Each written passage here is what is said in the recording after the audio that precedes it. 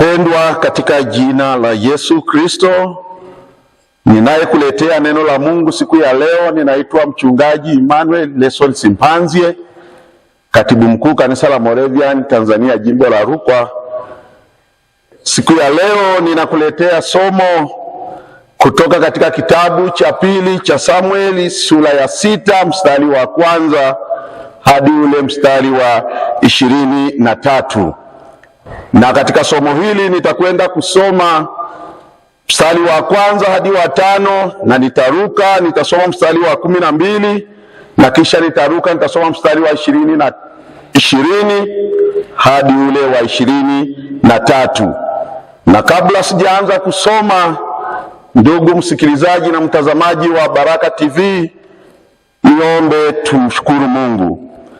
Baba, katika jina la Yesu Kristo wa Nazareti uliye hai, tuko mbele zako kwa saa na wakati huu tukikutii wewe, kwa sababu wewe ndio kimbilio letu.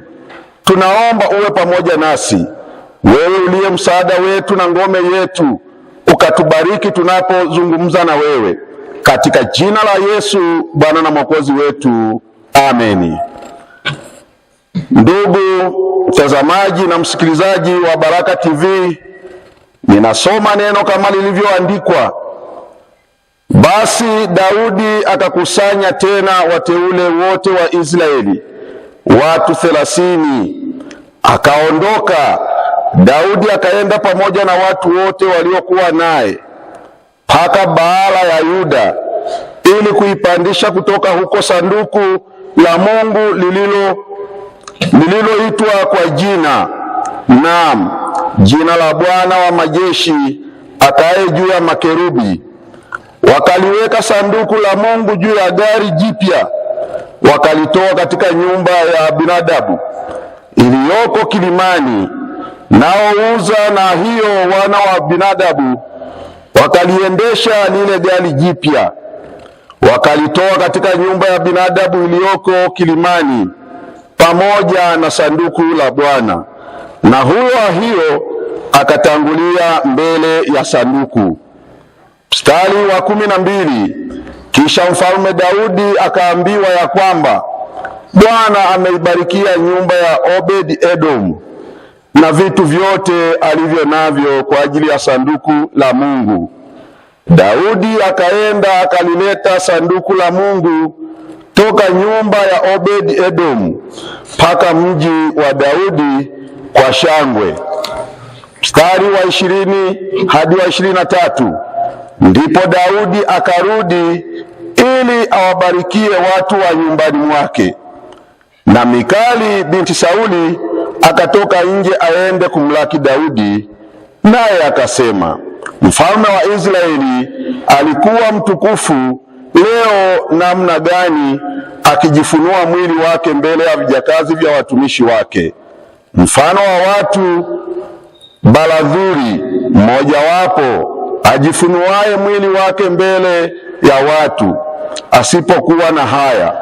Daudi akamwambia Mikali, ilikuwa mbele za Bwana aliyenichagua mimi juu ya baba yako na juu ya nyumba yake, ili kuniweka niwe mkuu juu ya watu wa Bwana, juu ya Israeli. Kwa hiyo mimi nitacheza mbele za Bwana, kisha nitakuwa hafifu zaidi, nami nitakuwa mnyonge machoni pangu mimi mwenyewe, lakini kwa wale vijakazi aliowanena kwao nitaheshimiwa. Basi Mikali binti Sauli hakuwa na mtoto hata siku ya kufa kwake.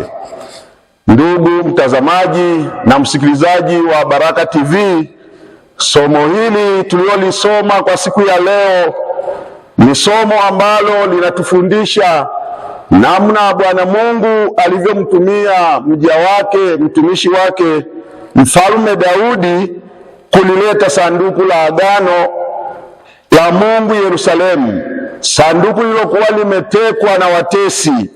Leo hii Mungu anamtumia mtumishi wake Daudi alirejeshe hili sanduku la agano.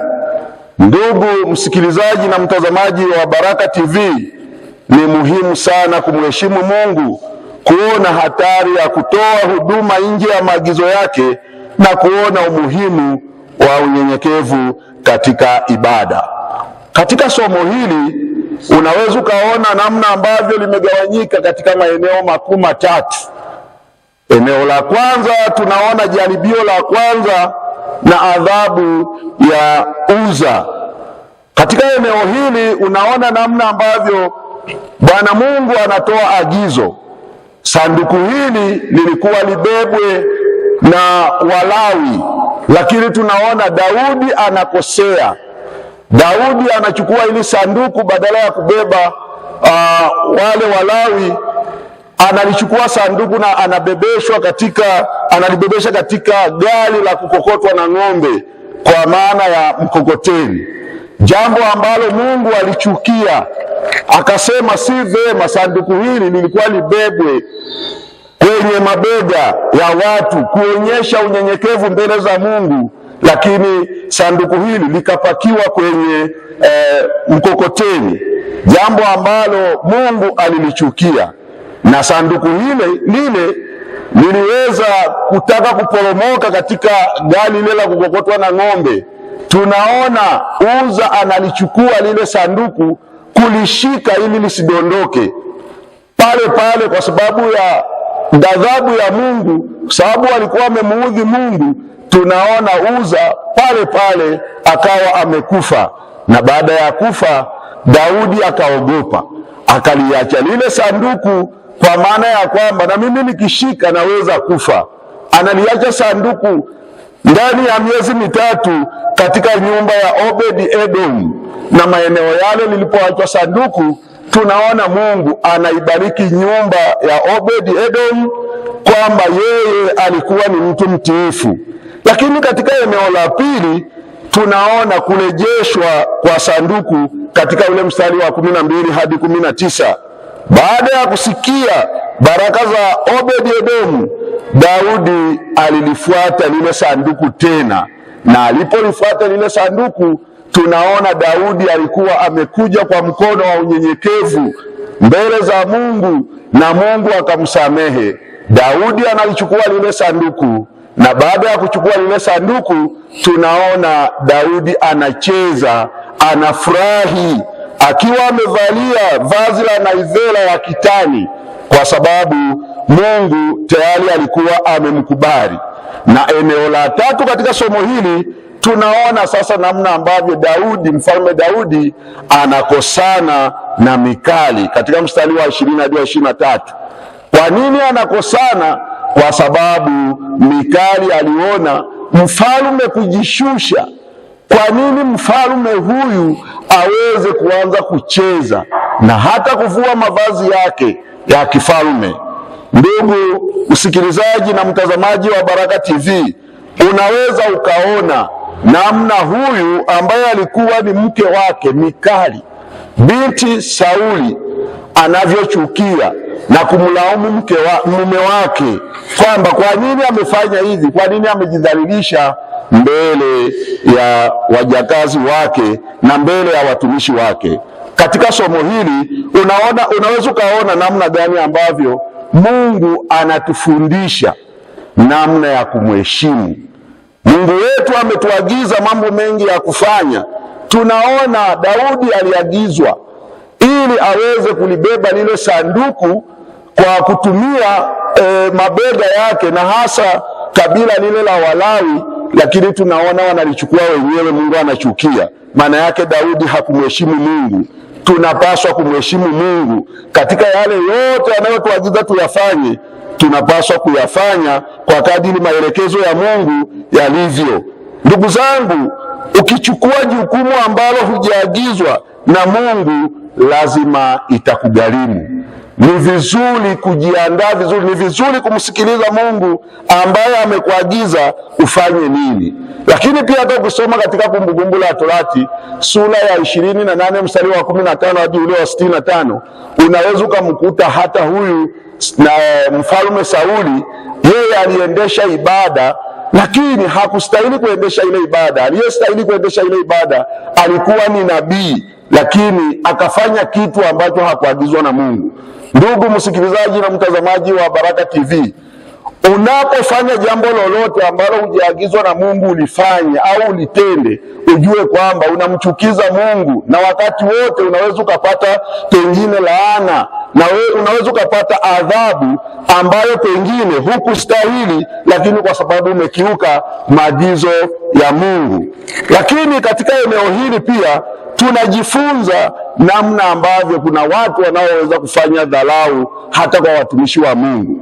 Tunamwona Mikali ambaye alikuwa ni mke wake wa kwanza Mfalme Daudi, amemdharau na amemchukia mume wake kwa sababu eti alicheza, kwa sababu alijishusha akiwa ni mkubwa. Mbele za Bwana sisi sote ni wadogo, tunahitaji kujishusha, tunahitaji kuwa chini ya mkono wa Bwana ili Mungu aone unyenyekevu tulionao. Tunaweza tukawa ni viongozi wakubwa, tunaweza tukawa pengine ni viongozi wa serikali, tunaweza tukawa ni viongozi wa kanisa. Tunahitaji kuwa na unyenyekevu chini ya mkono wa Bwana. Tunaona namna Mungu anavyoonyesha ukali kwa Mikali ambaye alikuwa ni mke wake Mfalme Daudi, kwa sababu alimdharau na kwa sababu alimchukia. Tunaona anapata laana, na laana yenyewe ni ya kukosa watoto. Amekuja kufa bila kuwa na watoto kwa sababu alionyesha dharau kwa mtumishi wa Mungu. Ndugu zangu, hata kama mtumishi wa Mungu angekuwa ni mdogo, mwembamba, mrefu, hata angekuwa wa aina gani, tunahitaji kumheshimu, kwani huyo ni mpakwa mafuta wa Mungu. Wapo baadhi ya viongozi na wapo baadhi ya watu wanachokifanya, wanawadharau watumishi wa Mungu bila kujali kwamba hawa ni wapakwa mafuta wa Mungu. Mungu amewachagua watumishi wa Mungu, hivyo tunahitaji tuwaheshimu. Vinginevyo tunaweza tukapata laana. Na wapo hata viongozi pengine hata wa kiserikali wanawadharau watumishi wa Mungu. Ujue wewe mtumishi wa Mungu, unaposema neno lolote sio la kwako, bali ni Mungu anayesema kwa kukutumia wewe. Hivyo mtumishi wa Mungu anapodharauliwa, maana yake unamdharau Mungu aliyemuumba huyo mtu anayeleta neno la Mungu na mtumishi wa Mungu. Bwana Mungu aweze kutusaidia sana ili tuishi kwa unyenyekevu, tukimtumainia Mungu na huku tukisikiliza maagizo yake. Hapo ndipo tutabarikiwa. Endapo hatutasikiliza kile anachotuagiza Mungu, tujue kwamba tunajipatia laana. Ndugu msikilizaji na mtazamaji wa Baraka TV, Mungu atusaidie. Asante kwa kusikiliza neno hili. Neno hili likafanyike baraka kwako. Neno hili likapate kukujenga katika maisha yako, kuwa chini ya unyenyekevu wa Mungu, na hapo ndipo utabarikiwa. Mungu alibariki neno lake, na Mungu atusaidie sisi sote tuliosikiliza na kutazama maneno haya na mahubiri haya ya neno la Mungu. Amen.